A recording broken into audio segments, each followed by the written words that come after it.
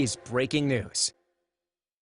Mayor de Blasio is giving an update on coronavirus in New York City. Let's go to that now. Heroes, extraordinary firefighters, paramedics, EMTs, who did amazing things to save lives and help New Yorkers in the year 2020, the toughest year we've all been through. So it's going to be a day of celebration and appreciation for people who do so much for us. But in the meantime, we got a lot to cover, and I'll tell you something.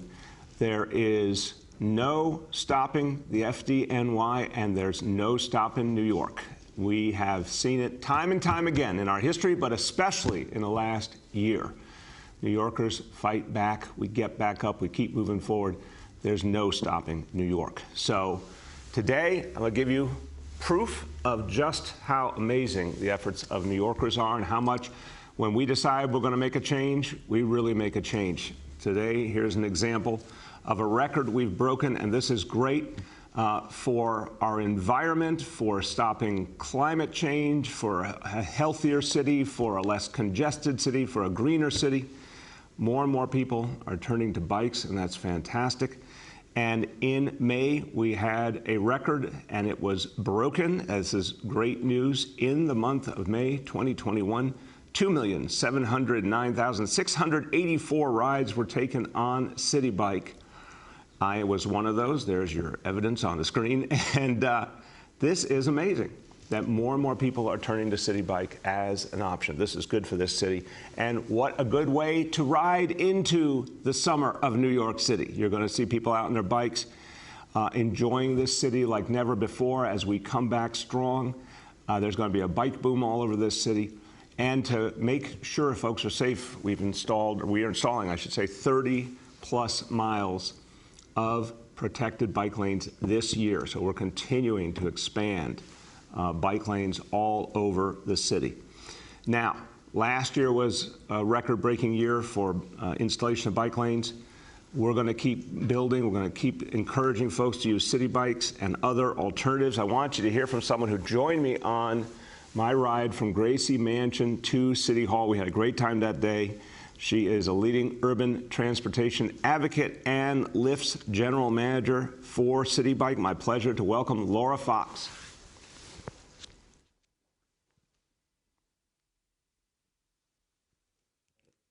Let's see if she's out there. Okay, we're having a little technical problem. And you're not able to hear me?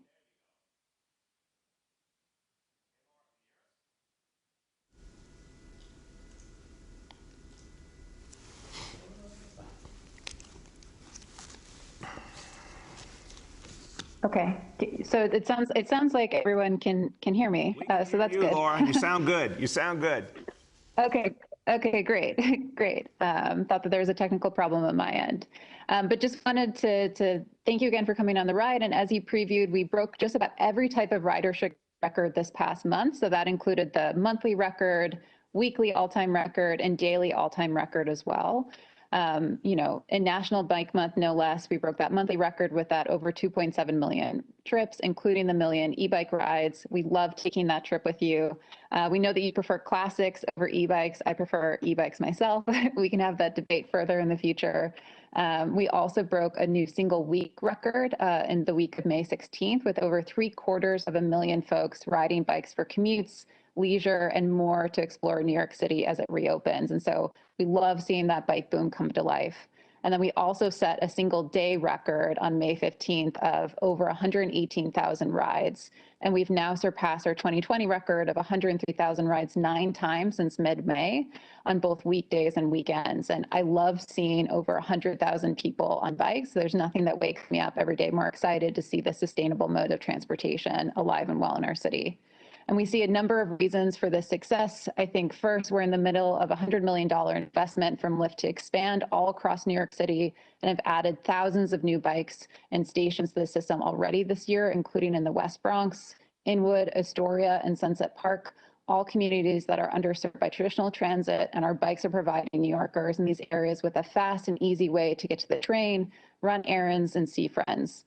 And as the system's popularity has grown, we've also worked to add additional docks at our most highly used stations. So that's in areas like Midtown and FIDI to really support commutes as people start going back to offices, and continue to work with the mayor's office and the Department of Transportation to identify this space and to really continue to grow the system. And then our e-bikes have really brought new users into the system. As I said, I'm a big fan. They help you go longer distances, climb hills, bridges without breaking a sweat, and get you to your destination faster. And I think we've seen e-bikes have over 10 rides per day in the last month.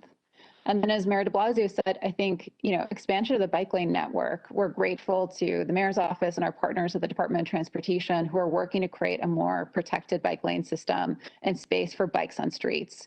We know from research that it's one of the most impactful things you can do to get folks onto bikes across the city. So thank you for celebrating this great set of milestones with us, and we're looking forward to many more over the coming year, and hopefully some more bike rides together as well. Amen. Thank you, Laura. Thank you. I appreciate all you are doing to encourage bike usage in this city. I love your enthusiasm for it. And let me tell you, classic is the way to go. So I'm gonna be sticking with my classic Citibike. I'll see you out on the road. Our next stop is Ocean Parkway, Laura. That's coming up soon. Great ride. Ocean Parkway. Down to Brighton Beach. It's beautiful. Get ready. Get ready. All right. Thank you, Laura. Everyone, look, we're going to keep talking about it. There's no stopping New York. This is such an important time in our history, and New Yorkers are stepping up, setting records, doing new things, making things happen every day. To epitomize this, we've started a campaign to let people know that things are happening in the city. Time to get invested in this city, time to come back to the city if you're outside, time to make things happen in New York City. Our No Stopping New York effort epitomizes the energy of this city.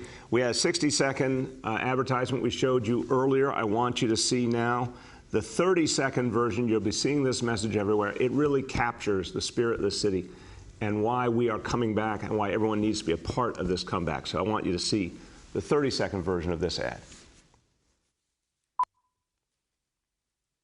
There's no stopping New York. Not today, not tomorrow, not ever. Here, we think bigger. We live louder. We create greater. There's no stopping us from building a stronger, healthier, fairer future for everyone. Because we're New Yorkers, and there's no stopping New York.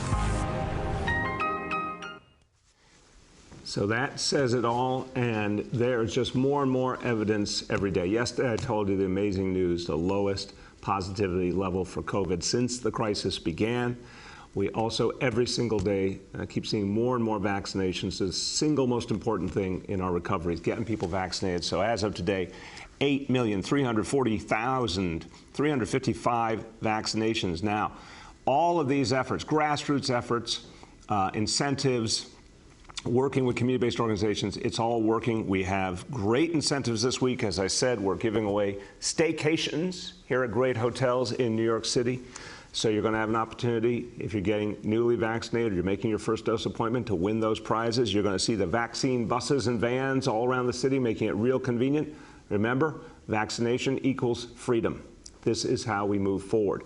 Now, we're going to create sites anywhere and everywhere that's going to draw people and get them involved. So a new site's going to be opening at the New York Aquarium to encourage kids to come over, parents to bring their kids. We'll have the Pfizer vaccine there for kids 12 years old and up. You can walk in and get the vaccine at the New York Aquarium, or you can schedule an appointment. And when you get your vaccination at the New York Aquarium, you get a ticket for a future visit.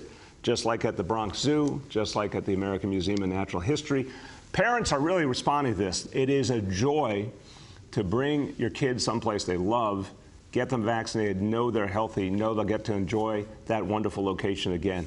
So this is a great, great opportunity if you want to schedule an appointment or find any site, whether it's New York Aquarium or any other site, 877-VAX4NYC, or visit vax4nyc.nyc.gov.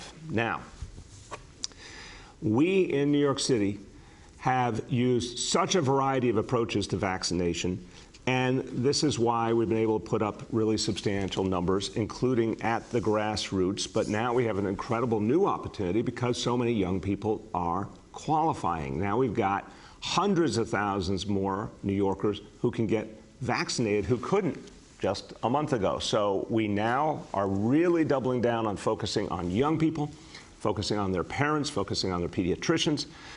What's interesting and positive so far is New York City is outpacing the nation at vaccinating our youngest people, and this is exciting. From the moment we got the announcement that 12 to 15-year-olds could get vaccinated, we saw a surge of interest. We saw parents bringing their kids out right away.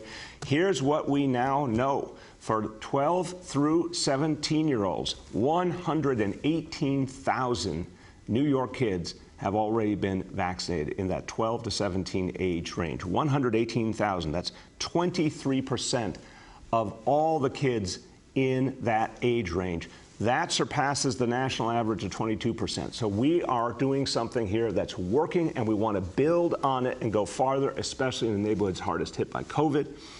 We care deeply about reaching our young people in every way. So, starting on Friday, in certain schools, we're going to pilot something very exciting. We're going to start launching in-school vaccination sites. This is something I think is going to open up a world of possibilities. We're working with our health department, our Department of Education, with the UFT. We want to make schools a place where kids can get vaccinated. Now, for so many kids, of course, that has only been a recent possibility. So we're going to start this in certain schools around the 5 boroughs. We're going to see how it goes. We're going to get the most done we can between now and the end of school later this month. But it's going to be a way to reach a lot of young people quickly, and it's going to be a way to encourage parents to understand how incredible it is, what a great feeling it is to know your child is safe. So we'll start schools on Friday, expanding more over the days ahead. We will be in all 5 boroughs in schools, vaccinating kids, select locations, not everywhere yet, but select locations. And we really think this is going to help reach more and more young people and continue to keep New York City ahead of the national average for youth vaccination. I want you to hear about how important this is from someone who has been a leading voice throughout this crisis. I talk about all the things we need to do to reach New Yorkers and do it with equity. I want to introduce the chair of the City Council Committee on Health, Councilmember Mark Levine. Thank you so much, Mayor de Blasio. I am thrilled about this announcement and really happy to be able to join you today. You know, we have to move to a new strategy now to take vaccination to people. And that's true for young folks as well. There are many families that are busy with work and family obligations, and they might not have time to travel to a vaccination site after school to get their young person vaccinated. But if we bring vaccination to them in their school buildings, well, that's a game change. And schools really are a great place to do this because they've already got records of how old kids are. They are very good at getting parental and guardian consent, and they have relationships and trust with families. So it's just a great venue to expand vaccination options for young people. And this really is a win for equity, taking this to schools where, in neighborhoods that have been hit hard by COVID and where we do need to increase the vaccination rate. So I am thrilled by this move, and I just want to encourage everybody, every family, every young person to get that vaccine.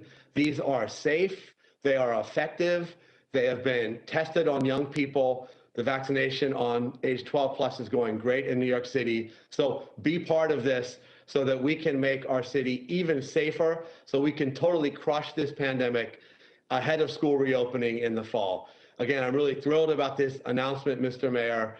Congrats to you, the DOE, the Department of Health, and everyone for making it happen. And thanks for having me on today for this great news. Thank you. Thank you so much, Mark. And we are going to keep pressing on to reach farther and farther the grassroots, more and more equity. Thank you for your efforts in your community and beyond to support that. And now I want you to hear from someone who really understands this from a frontline perspective. He, for years, was a public school teacher, understands how important it is to communicate with parents because he is a current public school parent himself on top of that. I've talked to him, he has a passion for education and reaching our young people and obviously for keeping them healthy and safe. He is also the newest member of the Bronx delegation in the City Council, Councilmember Eric Dinowitz. Thank you, Mayor de Blasio. This is really, really exciting. You know, a year ago today, I was sitting on a video call just like this with my virtual classroom, and we were all feeling what everyone in the city was feeling. We were scared. And the mental health toll this took on my students was incalculable, not to even mention the physical toll. And, you know, I had students, you know, one of whom was living with his grandparents because his mother was a frontline worker and she was scared of bringing home the virus. I had a student living in a shelter whose mother didn't want him to leave because she was scared he would get COVID. For months, my students were dealing with this depression, but here we are today with a vaccine and the city's bustling and schools are opening up, and you know, we see students playing outside, even going on play dates inside people's homes, getting back into the classroom and bringing the vaccine to where it's needed is such a vital component of beating this virus, and importantly, to where there's trust. Families and children trust their teachers, they trust the administration, they trust their school staff. And for a lot of vaccine hesitant parents, this is an important step in ensuring the safety of our children and families and reopening for full-time in-person support. And especially in the Bronx, you know, it's so important that this is being piloted in the Bronx, which has been really hardest hit by the virus, and you know, where the vaccination rates are so low. I would add that, you know, bringing the vaccine to our schools is just another reminder that schools are more than just places where kids sit in rows of desks, take out their number 2 pencils, and fill in some bubbles on the test. They really are part of our community and part of what brings us together as a community. And this vaccination effort into our schools is such an important part of that. Thank you so much, Councilmember. Thank you for all you did for this city as a teacher and now for what you're doing. And I can tell how much it's in your heart to be there for our kids. And thank you for spreading the word. I agree with you. Getting vaccination wherever kids are, whether it's the New York Aquarium or the Bronx Zoo or in the classroom, we're going to reach kids everywhere and make everyone much, much safer. Thank you very much, Councilmember. All right, now continuing on this theme, we are going to be doing a series of events all over New York City for New York City Youth Vaccination Week. So all of these pieces are going to allow us to keep focusing on young people, because here's an area where we can make such a difference. We're going to have youth vaccination block parties in all 5 boroughs. We're going to be working with local organizations, lots of fun activities, lots of direct outreach. Department of Youth and Community Development is doing a great approach called the Barbershop Talk Series, going out into communities, going into barbershops, having conversations, beauty salons, talking directly to New Yorkers, talking to kids, talking to their parents. This direct approach makes all the difference, and no voice is more important to a parent. I can tell you this from my own experience. The voice you listen to the most when it comes to protecting your kids is your pediatrician. Here to talk about how important it is to get young people vaccinated, all the ways we're going about it. He is a pediatrician himself. He has served the city with tremendous energy during this crisis as Deputy Commissioner for the Department of Health, one of the people who's been at the front line fighting COVID and particularly focusing on the needs of our young people, Dr. Danny Stevens. Thank you, Mr. Mayor. Mr. Mayor, as you know, the latest group to be authorized to receive the vaccine are among those who've missed and been missed the most, our children. We have a lot of hugs to catch up on. So as a pediatrician, I've had many conversations with patients, with families, with young people about vaccinations. We talk about their concerns, we talk about their questions. And I know this is an important decision because protecting our children is important. I want to assure young people, parents, and guardians that the Pfizer vaccine, the COVID-19 vaccine that's now authorized for use in youth ages 12 to 17, is safe, it's effective, and it saves lives. Tens of thousands, as you mentioned, hundreds of thousands of young New Yorkers have now received the Pfizer vaccine. And by getting vaccinated, they're keeping their families, their loved ones, and their communities protected from the virus. On the other side of vaccination, kids can be kids again. They can hang out with friends. They can go to summer camp. They can visit grandparents and other family members, all safely. For Youth Vaccination Week, we're making it as easy as possible for the vaccine to be given, and because the priority of our young people is health and safety. We're also making it as easy as possible for youth, parents, and families to learn about why the vaccine is safe and effective. In all 5 boroughs, as you mentioned, the city is hosting block parties and resource fairs. At these events, doctors and public health professionals will be on hand to answer questions about the vaccines. There will also be family activities, food, music, and resources from city agencies and community-based organizations. We're also hosting 24 virtual events with health department doctors and leaders from community-based organizations, where adults and young people can learn more about the Pfizer vaccine and have their important questions answered. And we are promoting all of the sites throughout the city that carry and offer the Pfizer vaccine. These include new sites like the Brooklyn Museum, the Botanic Gardens, Rockaway Beach, Coney Island, Orchard Beach, and the Van Gogh exhibit on the Lower East Side. To find a vaccine site near you, go to nyc.gov/vaccinefinder, or you can call 877-VAX4-NYC to find a city-run site and arrange free round-trip transportation to a vaccine site. You can also reach out to your family's pediatrician or healthcare provider to see if they have the Pfizer vaccine, and they can answer your questions about the vaccine for your child.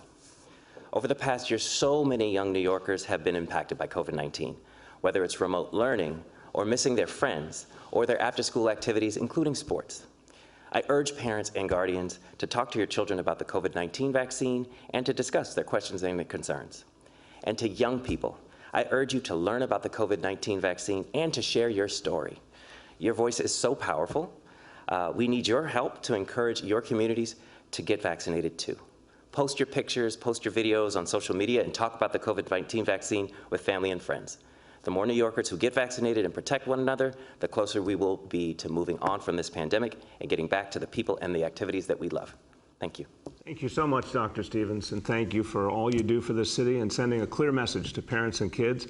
And by the way, the fact that parents and kids are showing up now, as they've been qualified to get vaccinated, they're showing up in great numbers. This is part of why we see an important uptick in the number of vaccinations in the city. So now we're at 4.3 million New Yorkers have received at least 1 dose. That's more than half the population of the city has now received at least 1 dose. We know that pretty much everyone who gets a first dose follows through and gets a second. And we expect a lot more kids coming forward, a lot more parents coming forward. And this is going to be crucial to our effort. Okay, let's go over today's indicators. Number 1, daily number of people admitted to New York City hospitals for suspected COVID-19. Today's report, 66 patients, continues to go down. That's fantastic. Confirmed positivity, 15.38%. Hospitalization rate, 0.56 per 100,000. Again, continues to go down. Absolutely outstanding. Number 2, new reported cases on a 7-day average. 240 cases today, another really good number. Number 3, percentage of people testing positive citywide for COVID-19, same as yesterday, all-time low since testing began, 0.83% on a 7-day rolling average. So that's very good news. Okay, quickly in Spanish, just a few words on the importance of getting young people vaccinated. Las tasas de COVID están más bajas que nunca en la ciudad de Nueva York, y es porque las vacunas funcionan. Y ahora estamos haciendo que sea aún más fácil ponerse la vacuna, especialmente para nuestros niños. Vamos a llevar las vacunas directo a los niños, comenzando con 3 escuelas en el Bronx este viernes. With that, let's turn to our colleagues in the media. Please let me know the name and outlet of each journalist. We'll now begin our Q&A. As a reminder, we're joined today by Dr. Danny Stevens, the Deputy Commissioner for Family and Child Health at DOHMH, by Dr. Dave Choksi, by Dr. Mitchell Katz, and by the Director of the Mayor's Office of Operations, Jeff Tom Tidekasem. First question today goes to Stacy from Fox 5. Hi, good morning. Good morning, Mr. Mayor. Hey, Stacy, how you doing? I'm doing well, thanks. I want to start with a question about the attack on the Asian woman a few days ago. We know, the suspect is under arrest, but has a long rap sheet. Commissioner Shea has spoken out about it and said, someone like him being back on the streets is putting New Yorkers at risk. I think he has 5 arrests this year. So I'm wondering, what does this say to you? Do we need to take another look at bail reform, more of these people who seem to have repeat violent offenses committing more violent acts that are really is sending a lot of fear in certain communities in the city. Stacey, there's a lot of different pieces of this equation we have to act on. I know our colleagues in Albany right now, for example, are focused on reforming our parole laws. This is really important. We get a lot of people who come out of prison and are simply dumped in New York City by the state of New York instead of getting help and support like housing or support getting employment or any kind of discharge planning that will actually help them turn their life around.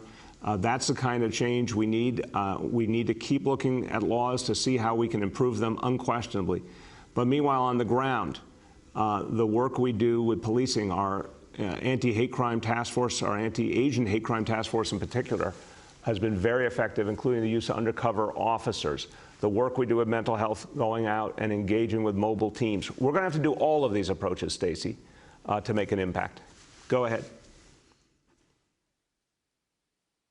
I understand the concept of the multi-pronged approach, but in a case like this and another incident, I believe, where a man who had multiple arrests, classified as emotionally disturbed person pushed a woman down the stairs. I mean, in these specific cases that are happening now, maybe the anti-Asian hate crimes task force couldn't do anything if this is just a random attack for someone that shouldn't be on the street. I mean, do you think that these people should be on the street? Should they be being released when they're picked up on these events? Stacey, I've obviously talked about this a number of times. I think we have to keep working to always balance the equation. I think there are a lot of important changes that have been made in laws in the name of justice and fairness. We obviously always have to balance that with public safety. That's ongoing work. I don't think you pass a law and it's just there and done forever. You keep looking at the results, you keep working to make things better and make improvements. So we got to do that, but we also have to use all these other approaches. The next is Juliet from 1010 Wins. Hey, good morning, Mr. Mayor. How are you doing? Good, Juliet. How you doing? Fine, thank you. So you were talking about bicycles and bike lanes. So I'm wondering, has any thought been given to a bicycle lane grid where there is a map so that cyclists can follow, that motorists can follow, pedestrians can follow, so that people know where the bike lanes are and that rules of the road are followed and enforced, so that, pedestrians and cyclists and motorists just know where each other is at and what's going on? Julia, it's a real interesting thought. I mean, I think what's happening now is more and more sort of a clear citywide approach, more and more protected bike lanes, more and more options for bicyclists. But I think you're making a good point. We got to keep evolving and helping everyone understand how to respect each other out there on the road and be safe. So I haven't heard that particular suggestion, but I think that's the right direction for sure. Go ahead, Juliet. Okay, so yeah, just a thought, because I'm thinking of, shared streets as far as lanes for bikes and lanes for cars, that if people know where they are, they know what to expect on that area. But anyway, my next question involves parades. There was a Memorial Day parade on Staten Island this weekend. Are there plans to resume parades in New York City? And I'm thinking about, some of the ethnic parades that are usually on in the summer, and then there's the West Indian parade on Labor Day weekend. Great question. We're looking at that right now. Obviously, that parade in Staten Island is something people cherish, honoring those who we've lost serving our country. But it's much smaller than the kind of parades you're talking about that are major, citywide events. We're looking at that now. I said a while ago, when we get to the point that we can bring parades back, it's something New Yorkers appreciate a lot, but the first parade will be one to honor our healthcare heroes, our first responders, our essential workers, all the people who saw us through the crisis. So we're looking at that right now to figure out what makes sense to do when. But the good news is we're getting safer every day, so it's reopening the possibility of having those kind of events again. The next is Odalis Molina from Telemundo. Yes, good morning, Mayor. More police presence have been allocated to the subway. However, we continue to see more attacks and incidents. What is the plan to make people feel safe when they use the public transportation? Odalis, I think it is continuing to refine the strategy. I mean, we've just now gotten to a point where we have the largest police force in our subways in over 25 years. That presence is going to be felt more and more. But it's also about precision policing, determining exactly where is the best place to have those officers. That work goes on. And I also think, Odalis, the recovery itself. More and more people are choosing to go on the subways. Public safety experts will tell you, the more people who get on the subways, the safer they get across the board. So it'll be that combination of pieces that I think gets us there quickly. Go ahead, Odalis. Can you elaborate more on the incentives for young people, apart from the vaccination on school coming soon, for them to get vaccinated? And you were mentioning that before in the press conference, but can you elaborate on that? On how, when you say elaborate, you mean on how important it is? The incentive for young people to get vaccinated, apart from the areas in the school coming soon. Look, we have the incentives around places that parents and kids love, like the New York Aquarium, like the Bronx Zoo, like the American Museum of Natural History. So it's an opportunity for kids to go someplace positive, exciting, get vaccinated, get tickets to go to those amazing places. You know, there's so many ways we're going to be reaching out to parents and kids in communities, showing them the benefits of vaccination. I think parents, look, every parent thinks first and foremost about the health and safety of their kid. Parents may have some questions, but as Dr. Stevens said, we're going to be out there in communities to answer those questions. And pediatricians, we're working with pediatricians to reach every one of their patients and have the conversation. And the more those conversations happen, the more parents choose to get their kids vaccinated. The next is Ruvain from Hamondia. Good morning, Mr. Mayor. How are you? Good, Ruvain. How you been? Good, good. Sorry for my voice is a little off. I'd like to ask you about a report in the Atlantic that says that earlier this year, you convened a meeting of some of the city's most powerful unions to urge them to consolidate their endorsements behind Eric Adams, even though you haven't publicly endorsed Adams, for the sake of stopping Andrew Yang. Is this report true? Look, Ruben, this was reported a long time ago. We had a meeting, several key labor leaders and me, about the future of the city, the future of working people and organized labor. We talked about a lot of things. It was convened to talk about what was important to do for the future. It was not convened for any specific purpose. Go ahead. You're saying that you did not urge them to support Adams, but I do have to move on to my second question.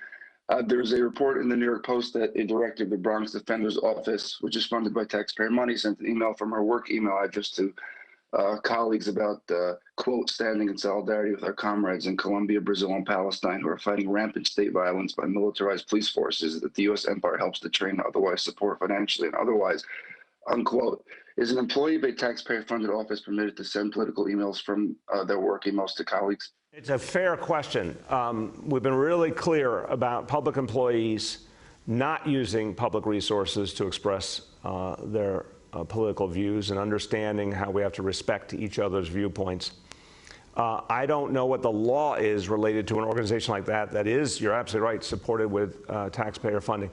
But I will look at that for sure. I would just say people need to realize how important it is in the most diverse city in the world to respect everyone. And if someone is there to do a particular job, focus on that job and serve people. That's what they're there for. The next is Andrew Siff from WNBC.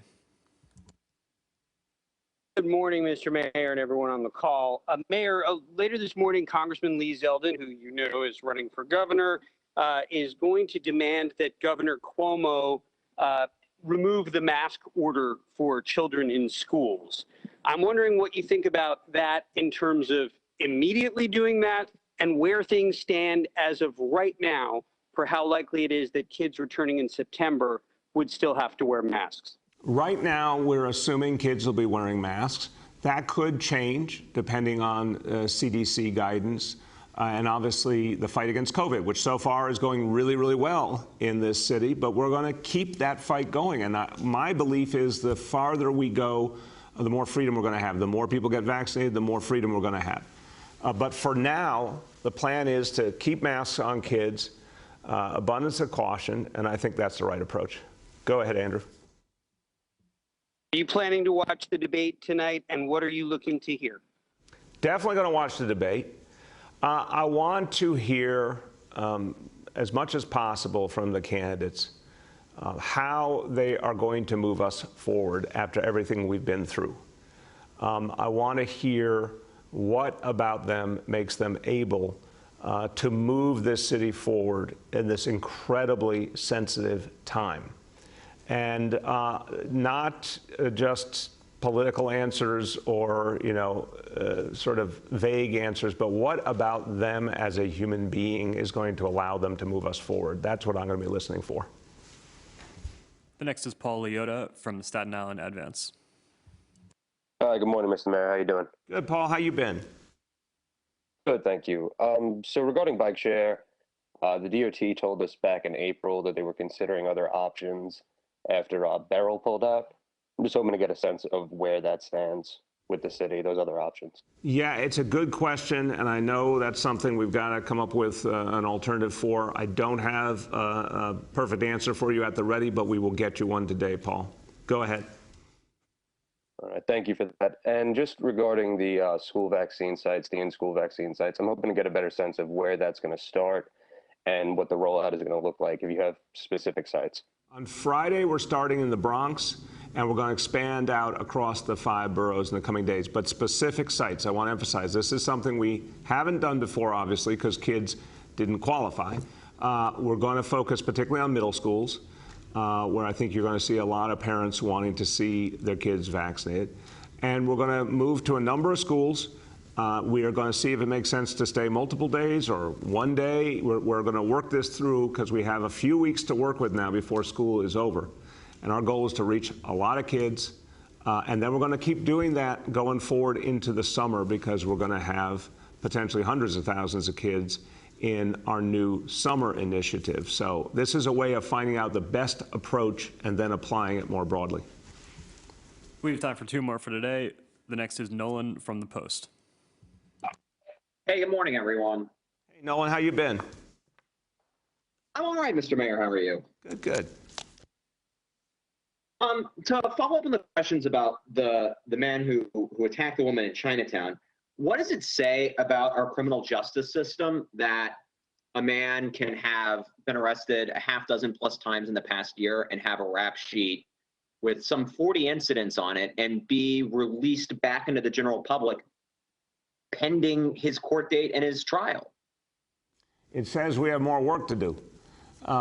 Nolan, look, first of all, the most central problem has been not having our court system operating, because when the court system is operating, we see constant movement, we see decisions being made, we see consequences, it makes an impact.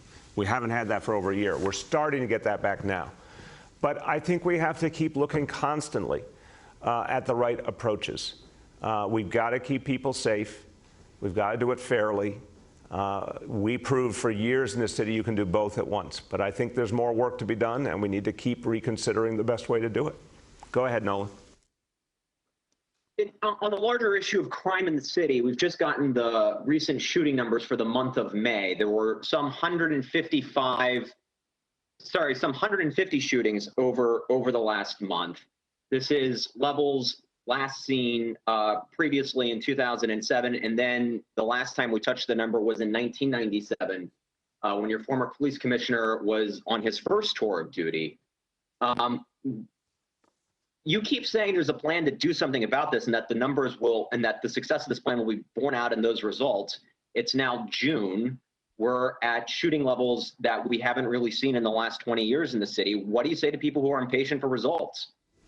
I say to them exactly what I've been saying, and I'm absolutely convinced that we're going to turn this around. I have a lot of faith in the NYPD. We had 850 more officers join the force coming out of the academy last month, 600 coming this month. We have put the most police in the subways in 25 years. We have the court system finally, this is the second week only, it has been fully operational since over a year ago. It will take time to ramp up, but it's going to make an impact. The recovery itself is helping us to make people safer. The investments we're putting in communities, cure violence, crisis management system, all of these things are going to add up. But you don't turn around the results of a global pandemic and a whole dislocation of our society. You don't turn it around overnight, but we are going to turn it around. Last question for today goes to Gersh from Streets Blog. Hello, Mr. Mayor, and everyone on the call. I look forward to that ride on Ocean Parkway with you at some point. You gotta be there, Gersh. I'll be there. Listen, I know you were asked yesterday about Washington Square Park, but this is clearly an ongoing story about a major change in public space and how public space is policed in this city, especially in a park where you yourself called one of the most important ones in town. So policing of public space is the central issue of why people are, in a lot of ways, protesting police misconduct and brutality. So having the NYPD close at 10 p.m. in the summer, a critical public space, is a decision that needs more explanation. So first, can you tell me how you and the NYPD made this decision? And I need you to go beyond restating what you said yesterday, that it's a noise issue for a residential community, because as you well know, Washington Square Park has been a boisterous gathering place for far longer than even those current residents have been living there. I didn't say it was just a noise issue. I think there's several different things happening that need to be addressed. And coming up with a proactive way of addressing it, making sure everyone is safe, not having a situation where we've got a bigger reality we have to address, but instead dealing with it up front makes sense at this moment. This is something we're doing now, Gersh. It's not necessarily something we're doing for the long term, obviously. But there's been a series of activities in the park that just aren't what should be happening in the park, and it's important to do something proactive about it. Go ahead. Yeah, I appreciate that. You know, it's funny you mentioned the activities in the park, and we were curious about that too. So we had our reporter, Chris Robbins, ask the NYPD for whether there had been arrests. Perhaps there's been a spike in arrests in the park, which would explain at least why the NYPD believes the park needs to be closed at 10 p.m. on Friday, summer weekday nights. But the NYPD did not provide any arrest numbers to us, so we're wondering if you could get that to us by the end of the day as well. Sure. Well, we'll get you whatever the specific facts are. But the bottom line is to come up with strategies that respect a whole community, keep everyone safe, proactive, not reactive. Look, we've all gone through so much with COVID. We're coming out of it now because people have gone out and gotten vaccinated. New Yorkers have helped each other out. We want to move forward a positive, peaceful summer. We want to move forward an extraordinary recovery in this city. And we got to do that with smart approaches that really listen to communities, and that's what we're trying to do there and all over the city. So everyone, look, today, some really impressive good news, continuing to build our vaccination effort, continuing to drive down COVID.